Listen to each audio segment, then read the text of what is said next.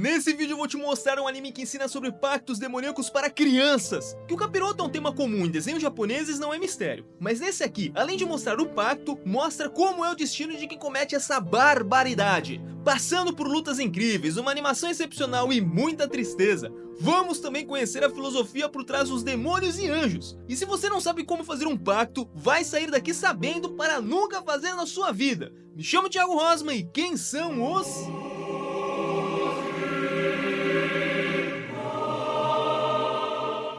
Você, quando criança, já tenha se perguntado a respeito de pactos com o demônio. Será que eles valem a pena? Você entregar a sua alma por poder, dinheiro, fama, mulheres ou o que o mundo tenha para oferecer? Mas antes de começarmos a falar sobre a obra, você sabe o que é um demônio? Um demônio é um ser espiritual de natureza angélica, que foi condenado eternamente, um anjo caído. Mas o que é um anjo? É um ser de puro espírito, ou seja, eles não possuem matéria, diferente de nós homens. E os demônios são assim. A única diferença é que eles se rebelaram contra Deus por soberba e por isso eles caíram.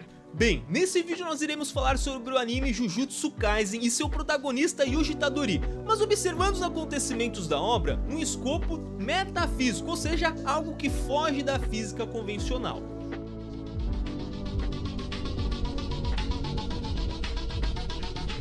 Ele era o feiticeiro humano mais poderoso de todo o mundo e viveu por volta de 1000 anos antes do início da obra. Só que antes dele ser selado, ou morto, eu não me lembro, ele transferiu a sua alma para 20 objetos, que eram seus 20 dedos, das mãos, porque ele tinha 4 braços, tá? Ele acabou se tornando mais maldição do que homem. A maldição, no caso da obra, é como se fosse a maneira deles dizerem demônios. E nesse sentido, ele não era propriamente um demônio. Por quê? Como eu disse, ele já foi um homem, e os demônios sempre foram espíritos. Eles não possuem matéria, nunca possuíram, nunca possuirão. Todavia, ele mesmo se referia como um demônio. E quando nós vamos para o mangá, tem um capítulo em que ele diz, com todas as palavras pro Yuji: eu sou o anjo caído. Então, se excluirmos os detalhes, ele age como demônio, então o chamaremos assim. E um dos outros motivos que o assemelha a um é que em toda a obra ele sempre vai agir pelos corpos de outras pessoas e não pelo seu próprio. Ou seja, no caso do começo da obra, ele vai agir através do corpo do Yuji Itadori e não dele mesmo, até mesmo porque ele não tem mais corpo.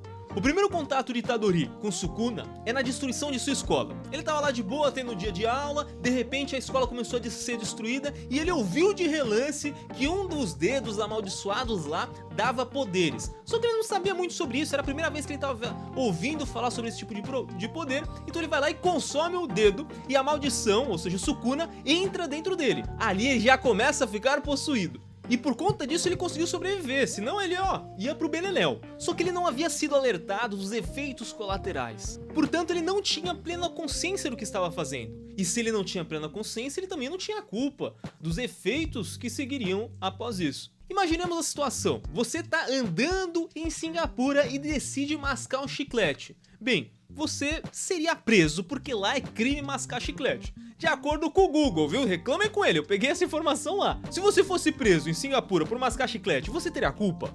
Não, porque você não sabia. É claro que você poderia ter pesquisado isso antes de ir pra lá, mas como é que você iria imaginar que uma coisa dessas é verdadeira? Que uma coisa dessas aconteceria lá? Então você não teria a culpa. Da mesma forma foi que Itadori. Ele consumiu aquilo lá mesmo não sabendo que ele ia ser possuído, qualquer outra coisa ia acontecer com ele. Só que nesse primeiro momento, como ele tinha um demônio mais poderoso de todos os tempos no seu corpo, ele foi condenado à morte. Só que ele conseguia controlar, ele não estava sendo possuído naquele momento porque ele conseguia restringir o demônio não conseguia controlar o seu corpo. Então adiaram a sentença, ele continuou com a sentença de morte, mas adiaram ela, você pode continuar vivo aí por enquanto. Em determinado momento da história, Yuji se vê em uma situação de morte, ele tá lá quase morrendo, então ele tem uma ideia não muito genial, eu vou deixar, né, o demônio tomar conta do meu corpo, ele vai me livrar dessa situação. E de fato isso aconteceu, o demônio foi lá, acabou com as ameaças que estavam por ali, e quando ele foi retomar o corpo, ele percebeu que o Yuji não estava conseguindo pegar o corpo de volta.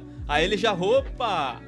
O que o demônio pensou? Cara, eu vou ensinar uma lição pra esse moleque. Eu vou atrás do melhor amigo dele e vou acabar com o melhor amigo dele. Só que o que acontece? Ele pensa numa ideia ainda melhor. Quando ele chega na frente do amigo dele, ele fala, ele pega e arranca o próprio coração do Yuji.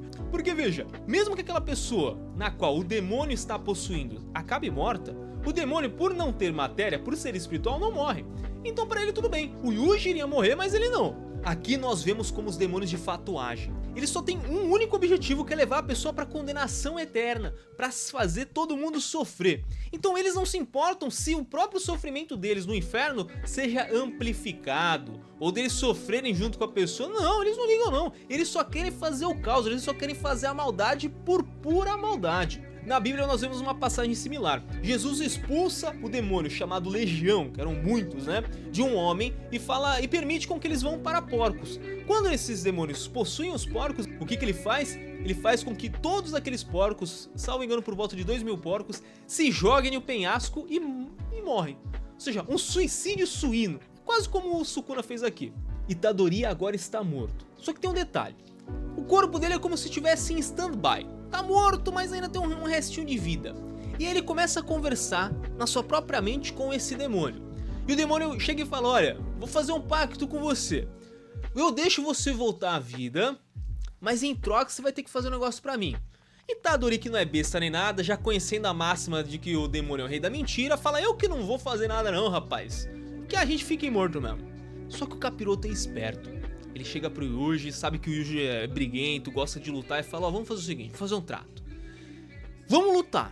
Se você ganhar, eu te revivo sem problema nenhum. Não vou querer nada. Se eu ganhar, a gente faz esse pacto. Bom, esse foi a primeira bola fora do Yuji. Ele fala: vamos. Só que na hora que ele termina de falar, o demônio já acaba com ele. Por quê? Porque não se pode lutar contra o demônio. O demônio, ele é muito mais forte do que qualquer um, cara. Mesmo que você pegue o cara mais forte do mundo, o demônio ainda é mais forte. Então é burrice tentar lutar. E o Itadori mostrou isso, que não tem como vencer na luta contra um demônio. Bem, Yuji perdeu a luta, mas acabou voltando à vida. Só que o que acontece? Tinha uma condição. E qual que era essa condição? De que o Sukuna, ou seja, esse demônio, ele poderia tomar o corpo do Yuji durante 1 minuto. Em algum momento aleatório. Ele iria decidir um momento e ia falar: eu quero agora. Ia ficar 1 minuto ali com o corpo dele. Só que ele não poderia machucar ninguém. E guardem bem essas informações, porque mais pra frente a gente vai falar delas. A história vai se desenrolando e depois de muitos episódios aparece um amigo do Itadori que tá quase morrendo. Na verdade ele já tá ali nas últimas, e o Itadori maluco, né, desesperado, chega e tenta fazer outro pacto com o demônio. Ah não, eu te ofereço tudo, eu dou a minha vida, eu dou o meu corpo, eu faço tudo o que você quiser, não sei o que, só revive esse camarada aqui. O demônio começa a rir da situação. Veja, Yuji, ele deu uma carta branca pro demônio fazer o que quisesse com ele. Ali ele estava disposto a fazer um pacto. E claro que mais pra frente do vídeo a gente vai falar sobre pactos com o demônio, como eles funcionam e tudo, mas perceba que ele deu uma carta branca, e essa foi uma bola fora. Ele estava disposto a dar a sua salvação, dar o seu corpo pra salvar aquele camarada. E mesmo assim o demônio recusou, falou: não, eu me divirto mais vendo você sofrer com isso daí. E ele começou a dar risada enquanto Yuji estava ali chorando. Mas e se fosse você? Se tivesse alguém ali, alguém que você gosta muito morrendo, ou se você precisasse muito de dinheiro, ou precisasse de não sei o que, você faria um pacto desse? Você daria carta branca pro diabo fazer o que quisesse com o seu corpo e com a sua alma? Deixa aí nos comentários. No anime, depois desse último momento, existe um grande espaço de tempo até a próxima aparição desse demônio. Por volta de uma temporada depois, lá no meio da segunda temporada, tá acontecendo uma luta tremenda em Shibuya, lá no Japão, e o Itadori acaba desmaiando depois de lutar bastante. Só que o Sukuna não toma posse do corpo dele nesse momento. Ele não vai mais tomar posse a não ser por 1 minuto. Foi o trato que ele tinha feito. Só que chegaram algumas pessoas lá, e como o Yuji estava desmaiado, eles forçaram o Sukuna a aparecer. Ou seja, ele apareceu. E a partir daqui, as coisas tomam um rumo completamente diferente e muito dramático. O Sukuna aparece e ele consegue revelar quase que todo o seu poder, cerca de 50% do seu poder, e de fato ele é muito forte, muito poderoso. Ele está ali solto sem limites nenhum no meio daquela cidade. Ele começa a ter várias lutas e olha, no sentido de animação, esse desenho ele é muito bom, tá? Eu recomendo, mesmo que vocês não queiram assistir ele inteiro, assistam pelo menos os episódios de luta desse anime. É uma animação impecável. Pois bem, ele começa a bater em muita gente, a cometer um massacre lá no meio, até que de repente a gente vê que em meio àquelas lutas, né, surge um buraco, uma explosão enorme causada por esse demônio, que acabou matando realmente milhares de pessoas ali no centro de Tóquio. E depois que ele faz isso, na frente de todo aquele estrago que ele fez, ele deixa de volta o controle pro Yuji. E o Yuji desperta, observando toda aquela destruição e relembrando que ele mesmo fez isso. Quer dizer, não foi ele, mas o seu corpo. Ele fica aterrorizado, chega a vomitar e fica de fato assustado. O anime termina aqui, e é claro que nós vamos para o mangá, mas antes precisamos falar sobre os demônios novamente. Mas antes, pessoal, eu criei um clube de membros aqui para o canal. Então caso vocês queiram ajudar e contribuir com o meu canal e ter os seus nomes aparecendo no vídeo ou na descrição e ter mais um monte de coisa, vire membro do canal, tá bom? Tamo junto!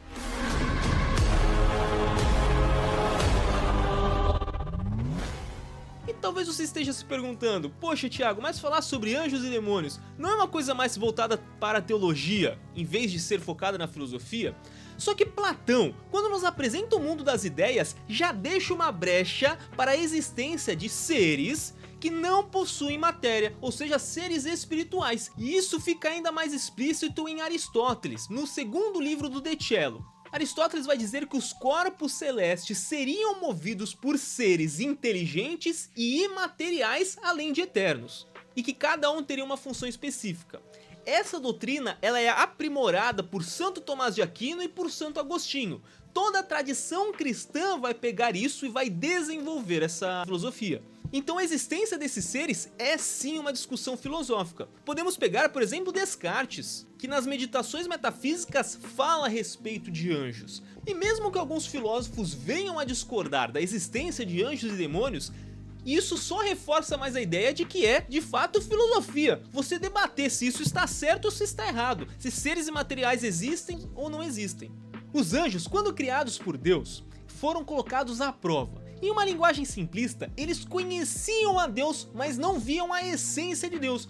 É quase como se ouvissem a sua voz, mas não vissem a Deus.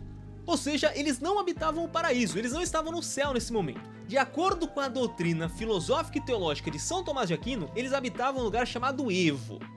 Nessa prova, uns obedeceram e foram recompensados com a entrada nos céus, tendo como recompensa a visão beatífica, agora eles podem ver Deus em sua essência e sua totalidade, e os que recusaram, os que desobedeceram, se tornaram demônios, foram condenados eternamente. No começo eles tinham dúvidas se era melhor obedecer a Deus ou não. Logo após, alguns consideraram isso como uma possibilidade, então aqueles que chegavam nesse ponto tentavam se autoconvencer de que estavam certos. Afinal, se Deus fosse falho, por que eu obedeceria? Eu seria um escravo? Eu seria uma criança? Houve então uma batalha nos céus. Miguel e seus anjos guerrearam contra o dragão. O dragão lutou juntamente com seus anjos, mas foi derrotado, e eles perderam seu lugar nos céus. Assim foi expulso o grande dragão, a antiga serpente, que é chamado demônio ou Satanás, o sedutor do mundo inteiro. Ele foi expulso para a terra e os seus anjos foram expulsos com ele. Nessa passagem do Apocalipse de São João, nós vemos que de fato eles foram expulsos, assim como eu tinha dito para vocês, e vieram para a terra. Fazer o quê? Fazer com que os homens também sejam condenados. E como é que eles fazem isso? Bom, são vários meios, mas vamos falar de dois: a tentação e a possessão. A tentação é um estímulo ao pecado por persuasão ou oferta de algum bem ou prazer. Muitas vezes o demônio coloca pensamentos pecaminosos, pensamentos intrusivos na nossa cabeça que nos levam, nos deixam tendentes a cair no pecado. Ele nos deixa propensos ao mal. Mas ele só leva os pensamentos. Aí cabe à pessoa aceitar esses pensamentos ou não. Ter pensamentos intrusivos em si não é errado. Nós temos, quem não tem pensamento intrusivo, não é verdade? Agora, você ter um pensamento intrusivo não significa que você vai realizar ele. Ah, meu Deus, eu tô um pensamento aqui de, sei lá, pular da janela. Você não vai fazer isso, você não é maluco. Se você fizesse, você deixou o demônio tomar conta de você. É claro que nem todos, na verdade quase nenhum pensamento intrusivo vem do demônio. Eles são raros, mas pode acontecer. E a possessão é quando o demônio assume o corpo do homem. A alma em si não pode ser possuída, nem privada de liberdade, mas o seu domínio e o seu controle sobre os membros, estes sim podem ser restringidos. Ou seja, igual o Sukuna fez. O Sukuna tomava o controle do corpo do Yuji, só que o Yuji continuava ali, meio que em stand-by. Então, a princípio, perceba que o Yuji não tem culpa dos seus atos, mesmo quando ele foi possuído pelo demônio. causou todo aquele massacre, não era a sua alma, não era a sua vontade e sua liberdade que estava fazendo tudo aquilo. Ele não tinha controle dos seus membros. Primeiro, Yuji come um dedinho, não tem muita culpa a respeito disso. Depois ele tenta lutar com o demônio, depois ele tenta fazer um pacto e quando vê já destruiu uma cidade inteira, né? Beelzebub age dessa forma, aos poucos, até que quando você percebe, pum, fez uma barbaridade. E o Yuji, mesmo não tendo feito isso, mesmo não tendo culpa, ele age como se ele tivesse culpa. Julgamento. Yuji Tadori é suspeito de, em 31 de outubro de 2018, ter cometido um massacre em Shibuya. Padecer do réu. Sim, fui eu que matei todas aquelas pessoas. Não vou mentir nem negar isso. Condenação. Pena de morte. Ryōichi Tenkai Muryo Kuzo. O Yuji assume a culpa do massacre na frente de todo um tribunal. Só que o promotor tinha uma prova, o promotor sabia que dentro dele tinha um demônio. E por conta disso ele diz, olha, você não estava no controle. Em outras palavras, você é inocente, Tadori. Por que você está dizendo que você é culpado? Outro aspecto dos demônios, de Beelzebub, de Baal, é esse. Ele te leva a cometer um pecado. Quando você comete, ele te leva a crer que você não tem mais salvação. Que agora, acabou pra você, o seu destino é o pior possível, você tem que ser condenado, tem que ir pra pena de morte. O demônio, ele faz isso, cuidado com o acusador, viu? Yuji consegue ficar vivo mais um pouquinho, mas não demora nem 2, 3 dias não. De repente, acontece o ápice dessa história. Aquele famoso e famigerado minuto que o Sukuna queria. Ele fala uma palavra e de repente ele toma controle do corpo de Itadori por 1 minuto. Ele faz o seguinte, ele tinha prometido não machucar ninguém, só que o próprio Yuji não estava nessa. Então ele arranca um dedo do Yuji, obriga o melhor amigo do Yuji a comer esse dedo. E o que ele faz? Ele transfere ele mesmo para o amigo através desse dedo. E o que acontece? Ele não machucou ninguém durante esse 1 minuto. Só que agora ele tem o controle de uma pessoa. E no controle dessa pessoa ele começa a machucar todas as outras. Ou seja, o demônio, ele é astuto. Ele vai tentar achar um meio de fazer o que ele quer. Ele machucou o Yuji, mudando pro corpo do amigo dele. Conseguiu machucar todo mundo naquela região, até mesmo matar algumas pessoas. E pronto, ele não estava mais restrito por nenhum pacto. O demônio, ele sempre vai agir nas entrelinhas. Vai fazer de tudo pra lascar com a vida dos outros, mesmo que lasque a sua própria. Ele não se importa não, ele quer o caos, ele quer a maldade. Por isso, não vale a pena fazer pacto com o capiroto não, viu rapaz? E veja, os pactos com o demônio, eles não existem apenas em universos ficcionais como o do próprio Jujutsu Kaisen. Eles existem na nossa própria história. São Jerônimo foi o primeiro a retratar. São Jerônimo, por volta do século V, né? Ele é um filósofo patrístico. Ele foi o primeiro a relatar um pacto formal com o demônio. Ou seja, de fato, escrever um pacto, né? Ele fala que conheceu um jovem que fez esse pacto, né? Vendeu a sua alma, em troca conquistaria o amor de uma bela dama. Também podemos ver o caso de Teófilo. Ele foi um padre que queria ascender de status, de poder, de riqueza, influência e tudo mais. E então ele renuncia à sua fé, ele renuncia a Jesus Cristo para que ele conseguisse obter tudo isso. Então ele escreve um pacto formal e entrega a um pagão esse pacto. E ele começa a ascender. E sim, o pacto com o demônio é feito assinando no papel. Quem escolhe os termos é quem tá fazendo o pacto. Ou seja, parará, parará, parará, parará, parará, parará. E assina embaixo.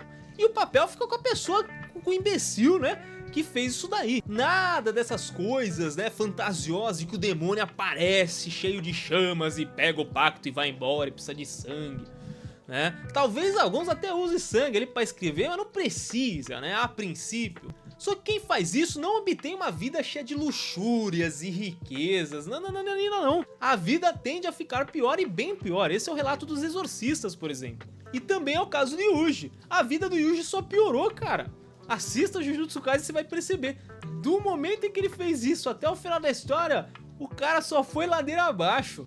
O demônio vai transformar a vida do idiota que assinou um pacto com ele da pior forma possível. E aí sim podem acontecer possessões, podem acontecer obsessões, que aliás, obsessões é quando o próprio demônio aparece na frente da pessoa e às vezes acontece pancadaria ali, viu? Pode fazer coisas horríveis com quem você ama. Só que tem um detalhe, a alma pode se arrepender.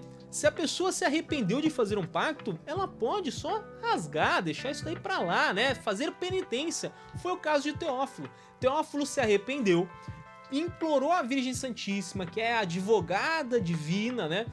Para que implorasse a Jesus pelo perdão dele. E isso de fato aconteceu. Ele fez muita penitência, chegou a falar em público, né, a respeito disso que ele tinha feito, queimou o contrato em público lá, o pacto.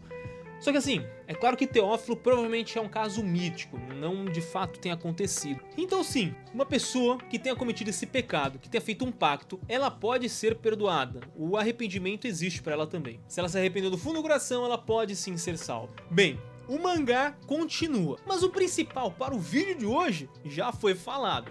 Em resumo, não façam pacto nenhum com o capiroto não, rapaz. E Yuji Itadori que o diga, que a vida só vai ficar pra pior. Não há um só dia que ele durma de consciência limpa depois dele ter visto todo aquele massacre que o corpo dele mesmo cometeu em Shibuya. Mas sabe quem mais faziam pactos com os demônios? As bruxas. Sim, se você quiser um vídeo a respeito da relação delas com o Drácula de Castlevania, diga o que achou desse vídeo nos comentários. Salve Maria e viva Cristo Rei!